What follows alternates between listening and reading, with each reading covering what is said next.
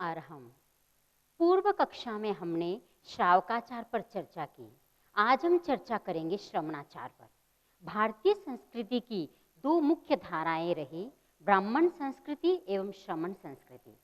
ब्राह्मण संस्कृति में गृहस्थ धर्म को, गृहस्थाश्रम को ज़्यादा महत्व दिया गया है, लेकिन श्रमण संस्कृति में संन्यास धर्म को, श्रमण धर्म को ज़्यादा महत्व दिया गया है। श्रमण धर्म की आत्मा है पाप भीरुता और भूतेषु संयम है, सब जीवों का संयम। श्रमणाचार और श्रावकाचार, ये दो प्रकार की जो आचार की परोपना भगवान महावीर ने की, उन्होंने क्रांतिकारी कदम उठाया और श्रावक और श्रमण के लिए एक बीच का रास्ता भी निकाला और श्रमण के लिए संपूर्ण साधना, संपूर्ण हिंसा विरति का, सर्वविरति का साधना मार्ग उन्होंने प्रदान किया और श्रावक के लिए उन्होंने देश विरति का साधना मार्ग हमें प्रदान किया। आगार धर्म, अनगार धर्म। आगार जिसके घर होता है वह आगार, वह गृहस्थ धर्म। अनगार जिसके घर नहीं होता है, जिसके कोई रिश्तेदार आदि नहीं होते हैं, वह होता है अनगार। तो आगार धर्म और अनगार धर्म के साथ साथ भगवान महावीर ने अपने तीर्थ की स्थापना में, चतुर्विध तीर्थ की स्थापना में साधु, साध्वी, श्रावक, श्राविका, इन चारों का महत्वपूर्ण योगदान रहता है। श्रावक अपने 12 अनुव्रतों का पालन करके समाज और धार्मिक जीवन दोनों में संतुलन स्थापित करता है और साधु और साध्वी अपने अंतिम लक्ष्य मोक्ष की आराधना के लिए पूर्णतः समर्पित हो जाते हैं। और इस आराधना में समर्पित होने के लिए उन्हें सर्वप्रथम सर्वव्रत स्वीकार करना होता है। इसलिए हम जानेंगे कि व्यक्ति सर्वव्रती क्यों बनना चाहता है, क्योंकि हर आत्मा संसार अवस्था में कर्मों से बद्ध है और हर आत्मा यह चाहती है प्रकृति, स्थिति, अनुभाग और प्रदेश बंध, ये जो 4 बंध है, इन बंध से हम छुटकारा हो। बंधन से मोक्ष की यात्रा के लिए सर्वव्रत या श्रमण धर्म की दिशा में साधना मार्ग को अपनाया जाता है। तो व्रती किसे कहते हैं? तत्वार्थ सूत्र में बहुत सुंदर कहा है, निशल्यो व्रती, जो शल्य रहित होता है वह व्रती होता है। शल्य अर्थात कांटा। अगर शरीर के किसी भी भाग में, पैर में कांटा छुप जाता है तो पूरा हमारा ध्यान वहीं केंद्रित हो जाता है और वह हमें पीड़ित करता रहता है। उसी प्रकार 3 प्रकार के शल्य की भगवान महावीर ने चर्चा की। माया शल्य, निदान शल्य, मिथ्या दर्शन शल्य। माया शल्य, माया करना, निदान शल्य, भोग की लालसा से एक संकल्प करना, अगर मेरी तपस्या का फल हो तो मैं अगले भव में स्वर्गिक सुख भोगों वाला चक्रवर्ती पद पाऊं आदि। इस प्रकार भोग की लालसा करना ये एक प्रकार का शल्य है, कांटा है, जो आत्मा को प्रतिक्षण पीड़ित करता रहता है। और मिथ्या दर्शन शल्य, सत्य के प्रति श्रद्धा का अभाव या मिथ्या आग्रह करना, यह भी एक प्रकार का शल्य है। इन 3 प्रकार के शल्य जब तक आत्मा में रहेंगे तब तक कोई भी जीव व्रती नहीं बन सकता है, व्रत को स्वीकार नहीं कर सकता है, क्योंकि ये तीनों शल्य आत्मा को दूषित और कलुषित कर देते हैं। जैसे ही इन तीनों शल्यों का निवारण होता है, आत्मा जो हलुकर्मी आत्मा होती है, भवी आत्मा होती है, वह व्रत को स्वीकार करने के लिए अग्रसर होती है। व्रत किसे कहते हैं? हिंसा नृतस्तेया ब्रह्म परिग्रहेभ्यो विरतिर्व्रतम। आचार्य उमास महाराज ने तत्वार्थ सूत्र में बहुत सुंदर कहा है, हिंसा, अनृत, स्तेय, ब्रह्मचर्य, परिग्रह से विरत होना। इस प्रकार 5 पापों के दोषों को जानकर आत्मोत्कर्ष के उद्देश्य से इनकी त्याग की प्रतिज्ञा लेकर पुनः कभी उनका सेवन न करने को व्रत कहते हैं। अब व्रत 2 प्रकार के होते हैं, सर्वव्रत और देश व्रत। भगवान महावीर ने श्रमण जीवन के लिए, साधु साध्वी के लिए, श्रमण श्रमणी के लिए, निग्रंथ और निग्रंथिनी के लिए, भिक्षु भिक्षुणी के लिए 5 महाव्रत, 5 समिति और 3 गुप्ती का प्रावधान किया है। और अगर हम प्रावधान किया है और इनका पालन करके कोई भी जीव अपने आत्मा में कर्मों का हल्कापन करके, कर्मों को नष्ट करके मोक्ष की आराधना मोक्ष स्थान को प्राप्त कर सकता है। दिगंबर परंपरा में यह मान्यता है, मूलाचार ग्रंथ में आता है कि जैन श्रमण के 28 मूल गुण होते हैं। पंच महव्ययां समिदियो पंच जिनवर रुद्दिठा पंचे विंदीय रोहा छप्पिय आवासया लोचो अच्चेल कम्मणहाणम हिदि शयन मदंत घंसनम चेव हिदि भोयन भत्तम मूल गुण 28 दो।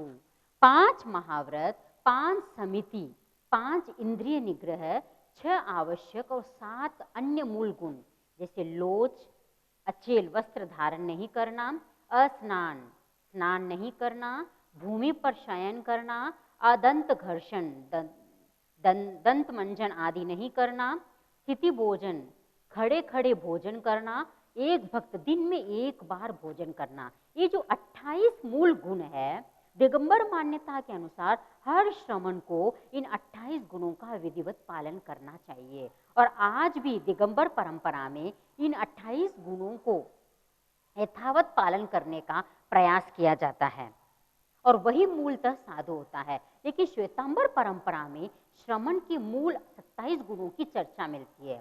5 महाव्रत, रात्रि भोजन, अरात्रि भोजन, 5 इंद्रियों का संयम, 4 कषाय का परित्याग, भाव सत्य अर्थात भाव ऋजुता, करण सत्य करने की ऋजुता, योग सत्य मन वचन काय तीनों योगों की सत्यता, क्षमा वैराग्य मन वचन काय का निरोध, ज्ञान दर्शन चारित्र संपन्नता और अंतिम समय में मरणांत कष्ट को भी सहन करना अर्थात संलेखना व्रत को भी स्वीकार करना। इन 27 गुणों से जो युक्त होता है वह श्रमण होता है। ऐसा देखा जाए तो सर्व अहिंसक जीवन कैसा व्यतीत किया जाए, इसका जीवंत आदर्श अगर हमें देखना हो तो वह है श्रमण जीवन।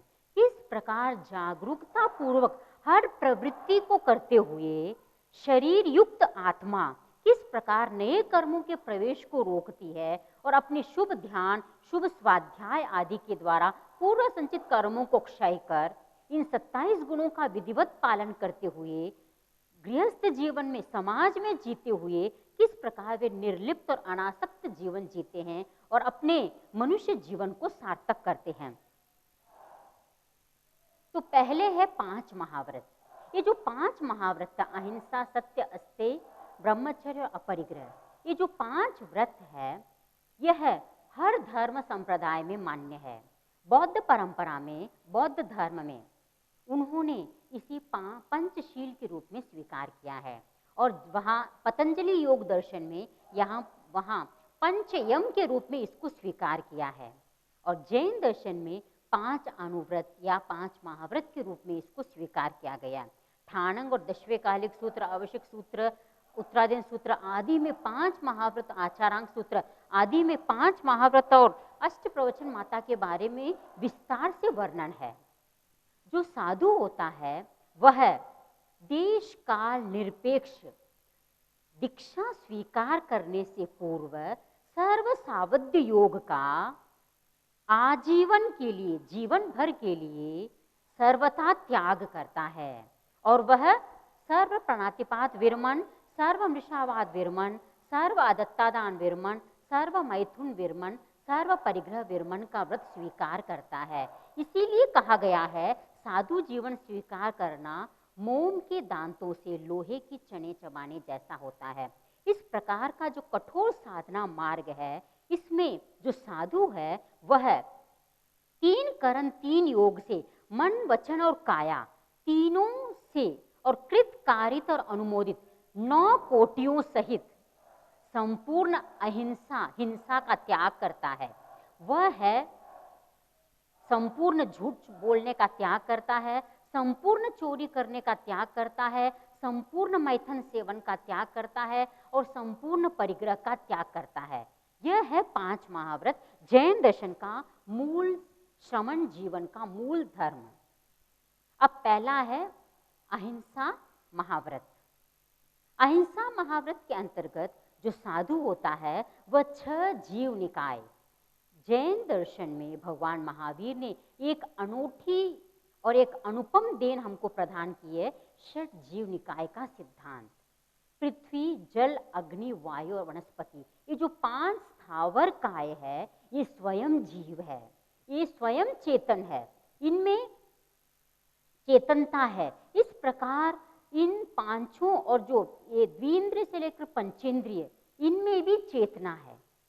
त्रस काय, स्थावर काय, 5 स्थावर काय और 6ठा त्रस काय, इन सब जीवों के प्रति आत्मतुल्य भावना, इन सबको अपने आत्मा के समझना, सर्व भूयप्प भूयस्स सम्मं भूयाय पासो, इन सबको अपने आत्मा के तुल्य समझना और उनके साथ अहिंसा का व्यवहार करना, प्रेम, करुणा, दया का व्यवहार करना, इनकी हिंसा से बचना, वो है अहिंसा महाव्रत।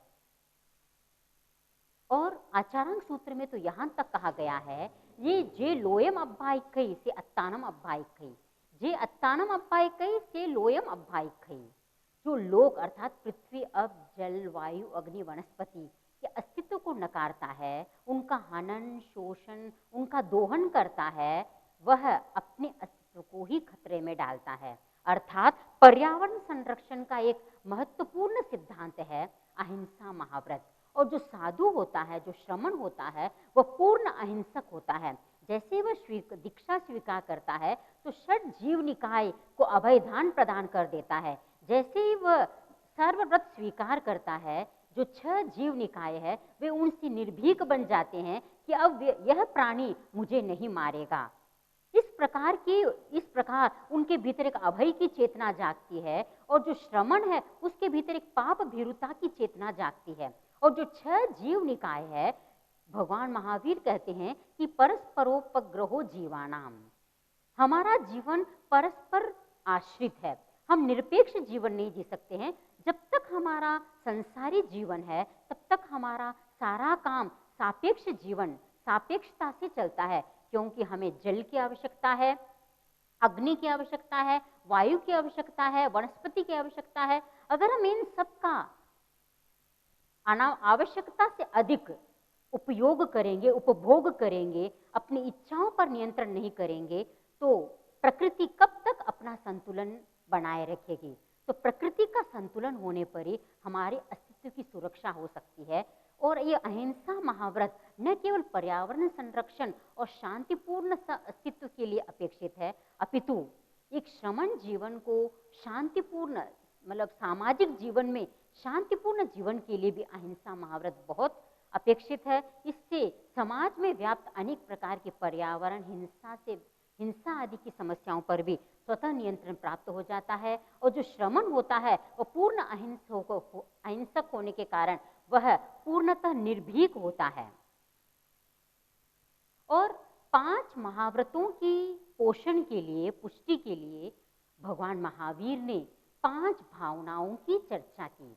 जब तक 5 भावनाओं की आंच में अहिंसा महाव्रत को पकाया नहीं जाएगा, तब तक अहिंसा महाव्रत जीवंत नहीं बनेगा, पुष्ट नहीं बनेगा, वास्तव में हमारे जीवन का अंग नहीं बनेगा। इसलिए आचार्य श्री महाप्रज्ञ जी बहुत बार कहते हैं कि केवल दीक्षा स्वीकार करना ही सब कुछ नहीं है, वह तो केवल व्रत स्वीकरण मात्र है, साधु मार्ग में पहला कदम है। साधु मार्ग स्वीकार करने के पश्चात अनुप्रेक्षा से अपनी आत्मा को जब तक भावित नहीं करेंगे, तब तक हम साधना के क्षेत्र में गति प्रगति नहीं कर सकते हैं। तो अहिंसा महाव्रत की पुष्टि के लिए जागरूकता से चलना, नियंत्रण पूर्वक भाषा का प्रयोग करना, नियंत्रित विचार करना, और जितने भी उपकरण हैं उनका यत्नपूर्वक उपयोग करना, और जो गोचरी है, भिक्षा है, क्योंकि साधु का संपूर्ण जीवन भिक्षा पर आश्रित होता है, तो भिक्षा भी सावधानी पूर्वक ग्रहण करना। इन 5 के प्रति जागरूक रहकर जो पालन किया जाता है वह अहिंसा महाव्रत। दूसरा है सत्य महाव्रत, सर्वमृषावाद विरमण, असत्य का संपूर्ण त्याग श्रमण का दूसरा महाव्रत है। और अचौर्य महाव्रत, सर्व अदत्तादान, अदत्त वस्तु का न लेना ही श्रमण का अचौर्य महाव्रत है। किसी भी वस्तु को स्वामी की आज्ञा के बिना, छोटी है या बड़ी है, रात हो या दिन हो, कोई देखे या नहीं देखे, जो श्रमण है वह स्वामी की अनुज्ञा के बिना, स्वामी के दिए बिना, मालिक के दिए बिना वह ग्रहण नहीं करता है। और जो सत्य महाव्रती है वह किसी भी काल में देश काल आदि परिस्थिति से निरपेक्ष होकर किसी भी परिस्थितिवश वह झूठ का पालन नहीं करता है और वह 9 कोटि युक्त सत्य और अचौर्य महाव्रत का पालन करता है। तो सत्यव्रत की पुष्टि के लिए 5 भावनाएं हैं, 5 महाव्रत की 25 भावनाएं हैं और हर महाव्रत की 5-5 भावनाएं हैं। थॉटफुल विवेक पूर्वक भाषा का प्रयोग, क्रोध मान माया और लोभ, इन पर नियंत्रण रखना। इन पर नियंत्रण रखते हुए जो भाषा का प्रयोग किया जाता है वह है सत्य महाव्रत। और जो सत्य महाव्रती होता है वह पापकारी वचनों का प्रयोग नहीं करता है, मर्मभेदी शब्दों का प्रयोग नहीं करता है। 10वें कालिक सूत्र में तो भगवान महावीर ने भाषा समिति के लिए एक स्वतंत्र अध्याय की उन्होंने हमारे सामने परोपणा की है, जिसमें निश्चयकारिणी भाषा, मर्मभेदी भाषा, अपमानजनक भाषा, व्यंग्यकारी भाषा का निषेध किया गया है। और ऐसी भाषा भी जो सत्य होने पर भी अगर किसी के प्राणों का हनन करे तो वैसी भाषा बोलने का भी निषेध किया गया है। इस प्रकार सच्चा विसान वत्तवा जो पावस आगमो, अगर पाप कर्म का संचय हो सत्य बोलने से तो वह वैसी सत्य भाषा भी नहीं बोलना। इस प्रकार जो सत्य महाव्रती होता है इन सारे भाषा के दोषों से रहित होकर नॉन वायलेंट कम्युनिकेशन में से सहित भाषा का प्रयोग करता है। और जो अचौर्य महाव्रती है वह किसी भी अनुज्ञा के बिना स्थान ग्रहण नहीं करता है और न ही भोजन ग्रहण करता है और न ही जो आचार्य आदि की अनुज्ञा के बिना वह भोजन को स्वीकार करता है। और जो अपने आसपास के जितने भी अपने साधर्मिक है उनसे अगर स्थान नहीं है तो उनसे याचना करके रहता है। और जितने भी भोजन सामग्री जो उनकी आवश्यक वस्त्र पात्र कंबल आदि जितनी भी आवश्यक सामग्री है इन सब सामग्री का वह याचना करके और विधिवत निर्दोष याचना करके निर्बद्ध याचना करके वह अगर ग्रहण करता है तो वह अचौर्य महाव्रत का सर्वथा सही पालन करता है। और अचौर्य महाव्रत के संपूर्णतः पालन करने के लिए भगवान महावीर ने भाव चौर्य पर भी प्रकाश डाला। बहुत सारे मुनि ऐसे होते हैं जो तपस्वी नहीं होते हैं लेकिन अपने आप को तपस्वी बताना चाहते हैं। अगर कोई पूछता है, कोई अनजान व्यक्ति आता है और कहता है कि आप सब में तपस्वी कौन है, तो वह अपने आप को सामने रख देता है। तो इस प्रकार रखना तप चोर है, वाणी चोर। जो कौन अच्छा प्रवचन देता है, स्वयं अच्छा प्रवचन देने वाला न होने पर भी स्वयं को बताना कि मैं अच्छा प्रवचन देता हूँ, वह वाणी चोर, रूप चोर। उच्च जातीय न होते हुए भी स्वयं को वैसा बताकर गोचरी आदि ग्रहण करना यह रूप चोर है। आचार चोर, आचार संपन्न न होते हुए भी स्वयं को अगर आचारवान बताता है गृहस्थ और साधुओं के बीच में तो वह आचार चोर। भाव चोर, सूत्र और अर्थ न जानते हुए भी अहंकार के वश जानने का प्रदर्शन करता है, वह है भाव चोर। इस प्रकार इन 5 प्रकार के चौर्य धर्म से अगर रहित होकर वह कोई भी कर्म करता है तो वह अचौर्य महाव्रत को पालन करता है। चौथा महाव्रत और महत्वपूर्ण महाव्रत है ब्रह्मचर्य महाव्रत। और कहा जाता है 5 महाव्रतों में सर्वश्रेष्ठ और बहुत दुष्कर व्रत है ब्रह्मचर्य महाव्रत, क्योंकि अन्य व्रतों को पालन करने में सहजता रहती है लेकिन 5 इंद्रियों और मन को वश में करना अपने आप में एक कठोर साधना होती है। इसलिए अब्रह्मचर्य को आसक्ति और मोह का कारण होने से आत्मा के पतन का महत्वपूर्ण कारण बताया गया है। और अब्रह्मचर्य सेवन से हिंसा का दोष लगता है, पाप का बंधन होता है। इसलिए भगवान महावीर ने 3 करण 3 योग से अब्रह्मचर्य मैथुन सेवन के परित्याग का हमें मार्ग प्रदान किया। और इस ब्रह्मचर्य महाव्रत को सही रूप से पालन करने के लिए भगवान महावीर ने 5 भावनाओं के प्रावधान किया है कि ब्रह्मचारी स्त्री, पशु आदि और नपुंसक जहाँ रहे उस स्थान पर वह न रहे, और विकथा जो काम वासना को उत्तेजित करने वाली कथाओं को न सुने, और जो काम वासना को उत्तेजित करने वाले चित्र न देखे, और पूर्व में अगर भोग आपने काम भोग का सेवन किया है तो उसका स्मृति न करे, उसका स्मरण न करे, और जो आहार गरिष्ठ भोजन और पानी, रसयुक्त आहार का निषेध करे, संयम करे। अगर इन 5 भावनाओं से अपनी आत्मा को भावित करता है श्रमण, तो वह ब्रह्मचर्य महाव्रत का सही पालन करता है। और 5वां स्तर परिग्रह विरमण। परिग्रह किसे कहते हैं? मुच्चा परिग्रहो उत्तो, मूर्छा को परिग्रह कहा गया है। ममत्व विसर्जनम अपरिग्रह, ममत्व का विसर्जन ही परिग्रह है।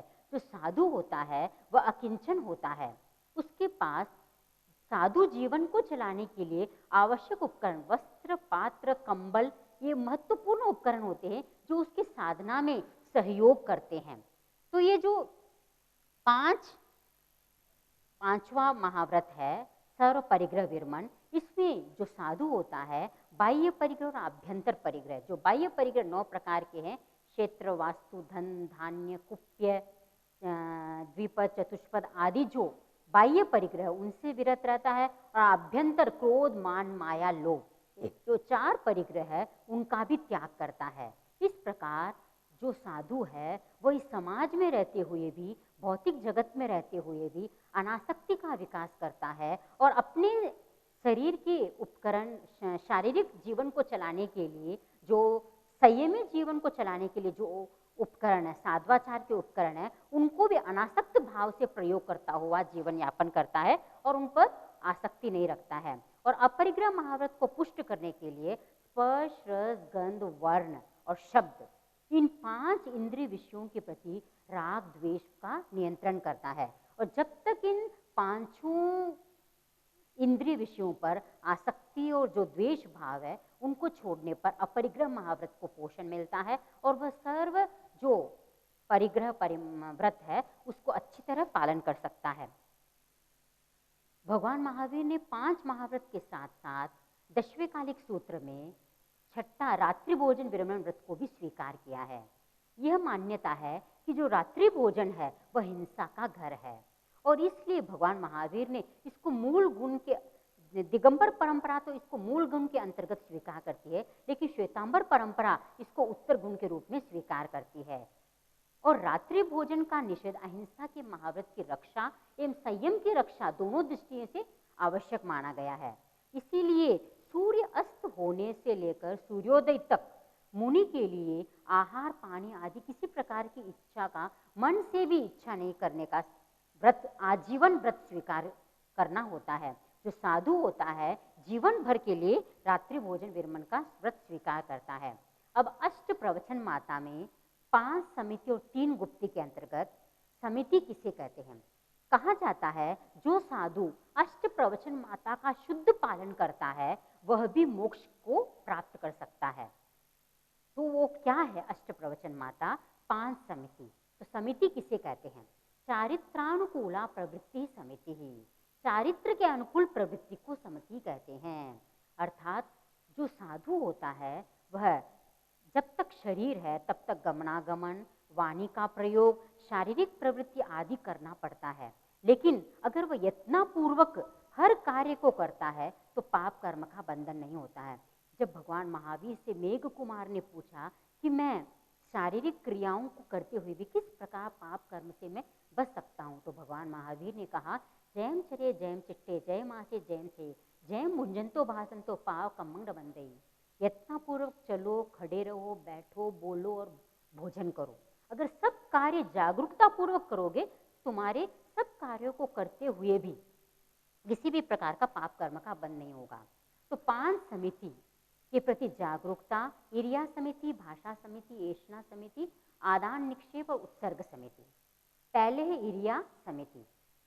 युगमात्र भूमिम प्रेक्षणम गमनम इरिया, मतलब जब साधु चले तो वह अपने शरीर प्रमाण भूमि को देखकर चले, न अति दूर न अति निकट। अति दूर देखेगा तो वह देख नहीं पाएगा और अति निकट कोई जीव आ जाएगा तो उसकी जयना नहीं कर पाएगा। इसलिए अपने शरीर प्रमाण भूमि को देखकर वह चले। भाषा समिति सोच समझकर निर्वध्य भाषा का प्रयोग करे। मर्म भेदी, निश्चयकारिणी और व्यंग्यात्मक और हास्य के प्रेरित होकर, क्रोध, लोभ, भय से प्रेरित होकर कोई भी वचन का प्रयोग नहीं करना, वह है भाषा समिति। एषणा समिति जो भी गोचरी, क्योंकि भिक्षु का जीवन भिक्षा पर आश्रित होता है, तो भिक्षु को गोचरी ग्रहण करते समय, भिक्षा जाते समय 42 दोषों से रहित गवेषणा, ग्रहणेशना, पिंडेशना, तीनों के प्रति उसे जागरूक रहना होगा। भिक्षा ग्रहण करते समय, भोग करते समय और उसकी ऐशना करते समय, तीनों समय में जो 42 दोष है उससे रहित होकर अगर वह गोचरी करता है तो वह है ऐशना समिति। आदान निक्षेप, क्योंकि धर्मोपकरण, पुस्तकें, पेन, वस्त्र, पात्र आदि को लेने और रखने में सावधानी पूर्वक रखना, यह है आदान निक्षेप समिति। उत्सर्ग समिति और कुछ नहीं है। उत्सर्ग समिति मल, मूत्र आदि जितने भी जो निष्कासन होने वाले अनावश्यक पदार्थ है उनका उत्सर्जन स्वच्छता से और निर्वध्य स्थान में, किसी प्रकार के पाप न लगे ऐसे स्थान पर करना चाहिए। गुप्ती, गुप्ती किसे कहते हैं? सम्यक योग निग्रह गुप्ती, मन, वचन और शरीर रूपी योग का सम्यक निग्रह गुप्ती है। मन, वचन और काया, इन तीनों की प्रवृत्ति को रोकना है गुप्ती। और गुप्ती साधना का मूल आधार है। गुप्ती है तभी साधना है, क्योंकि गुप्ती के बिना महाव्रतों का पोषण नहीं हो सकता। तो 5 महाव्रत, 5 समिति, 3 गुप्ती की अखंड आराधना, मन का नियंत्रण, वचन का नियंत्रण और काया का नियंत्रण। और मन, वचन, काया जब तीनों का निरोध हो जाता है तो 14वें गुण स्थान में अयोग की स्थिति प्राप्त हो जाती है।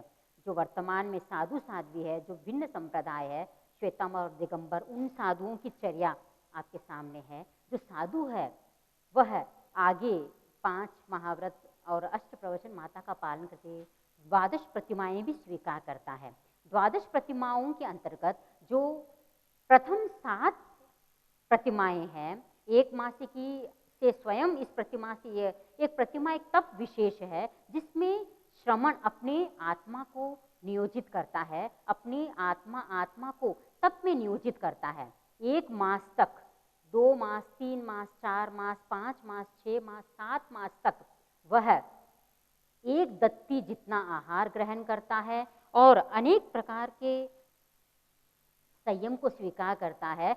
वह एक व्यक्ति के लिए बना हुआ भोजन ही स्वीकार करता है और एक पैर दहली के बाहर और एक पैर दहली के अंदर हो उस व्यक्ति से ही वह भोजन ग्रहण करता है। और वह जानता है, जहाँ भी कोई उसे जानता है वहाँ वह 1 रात रहता है और जहाँ अनजान व्यक्ति रहते हैं वहाँ 2 रात से अधिक नहीं रह सकता है।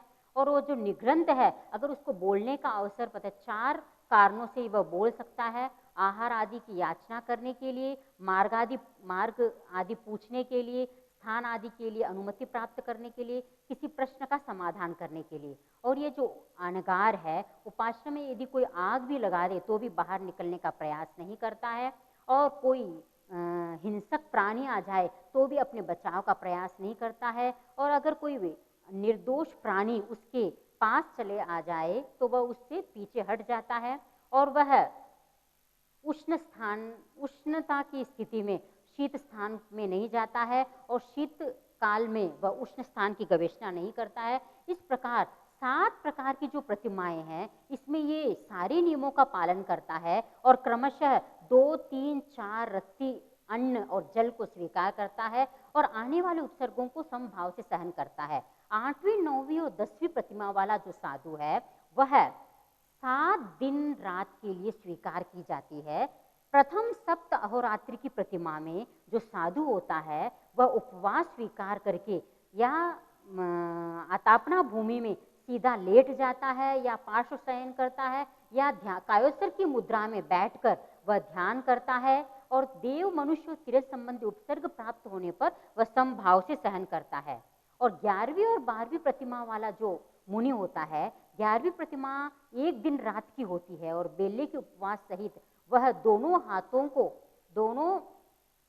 खड़ा दोनों पैरों और हाथों को ऊपर करता हुए आतापना लेते हुए वह इस व्रत प्रतिमा को पूर्ण करता है। और 1 रात्रि की प्रतिमा में 1 रात तक वह किसी ग्राम से बाहर खड़ा रहकर शरीर को निश्चल अंगों और संकुचित पैरों एवं प्रलंबित बाहों से ध्यानस्थ होता है और पूर्व समस्त उपसर्गों को समभाव से सहन करता है।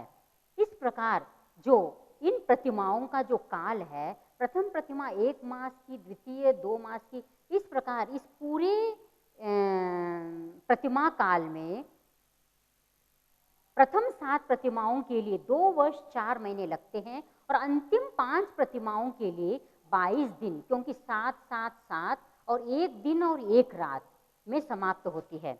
इस प्रकार भगवान महावीर ने 5 महाव्रत, 5 समिति, 3 गुप्ती की अखंड आराधना के माध्यम से श्रमण जीवन को भावित करने का हमें निर्देश प्रदान किया है।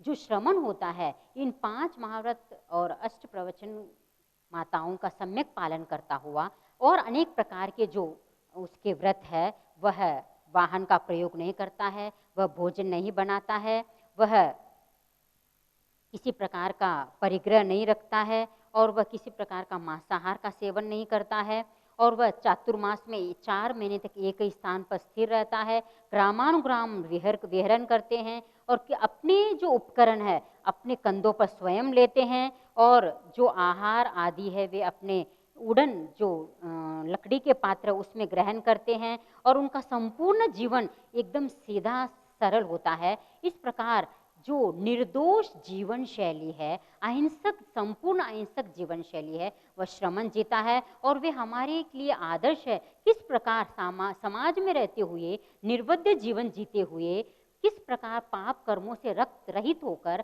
पाप भीरुता पूर्वक शांतिपूर्ण जीवन जिया जा सकता है और अपना जो अंतिम लक्ष्य है मोक्ष को प्राप्त किया जा सकता है। ओम